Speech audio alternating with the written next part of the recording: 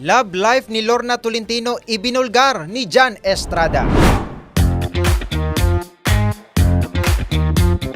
Para sa aking balitang showbiz, tila ibinulgar ni John Estrada na may love life sa kasalukuyan si Lorna Tolentino. Sa interview ni John sa aktres, kinulit nito si Lorna kung sino ang nagpapatibok sa puso nito ngayon. Itinanggi naman na aktres na may love life siya ngayon, ngunit tila may alam si John nang sabihin nito na humaba ang ilong ni Lorna na ibig sabihin ay nagsisinungaling ito. Sa cartoon movie kasi na Pinocchio, humahaba ang ilong nito kapag nagsisinungaling. Nang sabihan ni John na humaba ang ilong ni Lorna ay sinabihan ito na aktres ng liar, pero niresbakan ito ni John na baka may magalit dito at baka sabihin umano kung bakit siya itinanggi ni Lorna.